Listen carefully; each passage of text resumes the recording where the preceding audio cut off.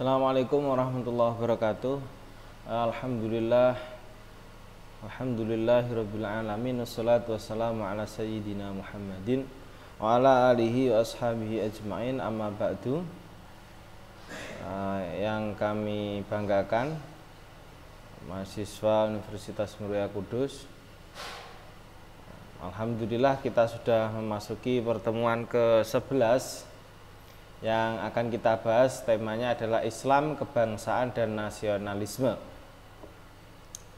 Sebelum kita mulai materi pada kali ini, pertemuan ini, kita awali dengan membaca bismillah. Bismillahirrahmanirrahim. Mudah-mudahan kita mendapatkan ilmu yang bermanfaat. Mari kita mulai bahwa di tema ini, pertemuan ini kita bahas tema Islam, kebangsaan, dan nasionalisme. Jadi kebangsaan itu berasal dari kata bahasa bangsa. Dalam KBBI, bangsa adalah kelompok masyarakat yang bersamaan asal keturunan, adat, bahasa, dan sejarahnya, serta berpemerintahan sendiri, atau kumpulan manusia yang biasanya terikat karena kesatuan bahasa dan kebudayaan dalam arti umum dan menempati wilayah tertentu di muka bumi ini. Itu dalam KBBI. Jadi kebangsaan yang sepadan juga dengan nasionalisme adalah suatu keadaan atau sifat yang menerima pengakuan atas kumpulan manusia yang terikat karena kesatuan bahasa dan kebudayaan dan menempati wilayah tertentu, atau kita teritori.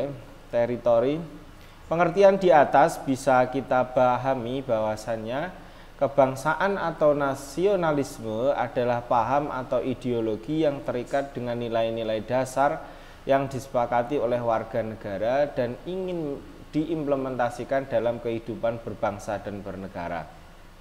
Nah, dari uraian tentang kebangsaan atau nasionalisme di atas, mahasiswa, dalam konteks negara Indonesia, nilai-nilai yang ingin diimplementasikan dalam kehidupan berbangsa dan bernegara adalah ideologi negara, yaitu negara Indonesia, yaitu Pancasila.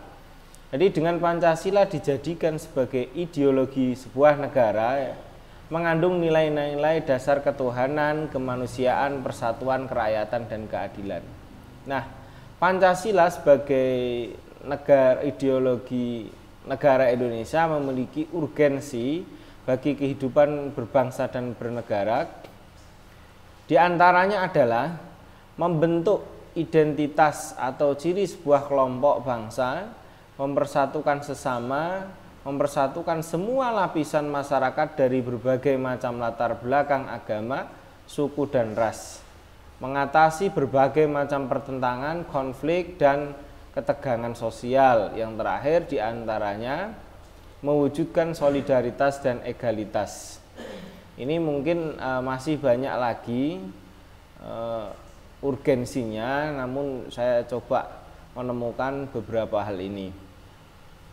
Nah, mendudukkan posisi kebangsaan atau nasionalisme dalam sudut pandang agama Islam haruslah dengan cara memandang Islam itu sendiri secara substansialistik dan integralistik dan holistik.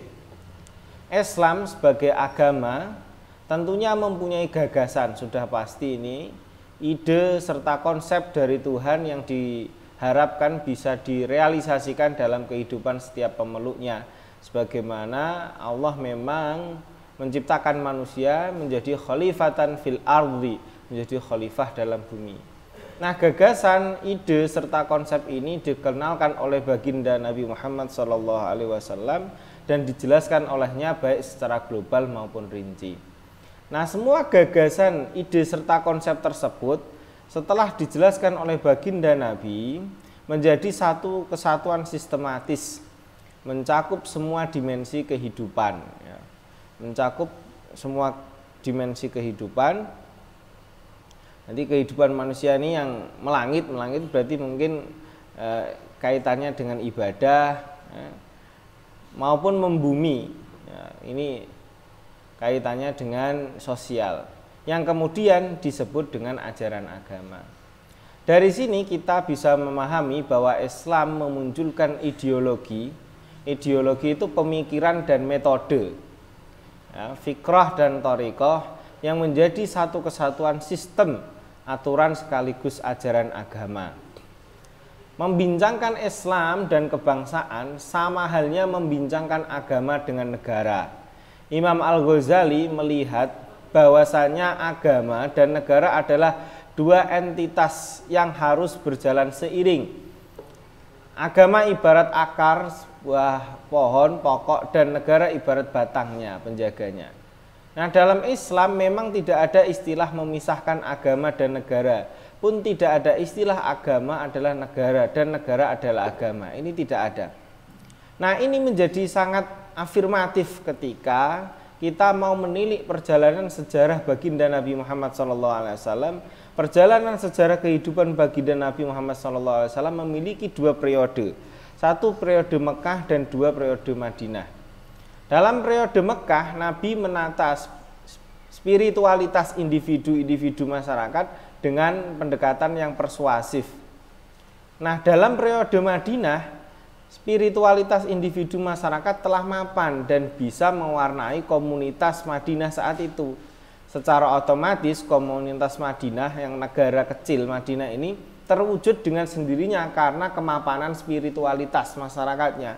Ini berarti bahwa Nabi tidak menjadikan negara sebagai agama dan agama sebagai negara. Akan tetapi agama bisa mewarnai kehidupan kenegaraan pada saat itu. Nah, dari uraian di atas semua mahasiswa kita bisa memahami, ya, ini menjadi harapan saya, bahwa ideologi agama seharusnya bisa mewarnai ideologi negara. Dan kita tahu bahwa bagaimana ideologi negara Indonesia yang berupa Pancasila sudah terwarnai dengan ideologi agama. Ideologi agama tidak harus diformalkan dalam sistem kenegaraan. Ia harus dijadikan sebagai alat kontrol, bukan sebaliknya. Ia tidak boleh difahami secara verbal dan tekstual. Dan ideologi Pancasila mengandung esensi substansi dari ideologi agama, sehingga tidak perlu dipermasalahkan, diperdebatkan antara Pancasila dan agama. Jadi ideologi agama yang telah kita uraikan tadi harus kita tancapkan kembali pada benak setiap generasi insan muslim bangsa dengan ideologi negara ini yang berupa Pancasila. Nah, ketika demikian maka sudah tidak ada lagi yang membenturkan antara ideologi agama dan negara, ya. Mereka akan selalu patuh, taat, loyal dan cinta terhadap agamanya. Demikian juga generasi yang berpegang teguh pada ideologi negara, mereka akan selalu patuh, taat, loyal dan cinta terhadap negaranya. Yang demikian itu adalah generasi yang religius dan nasionalis. Jadi para mahasiswa yang saya banggakan,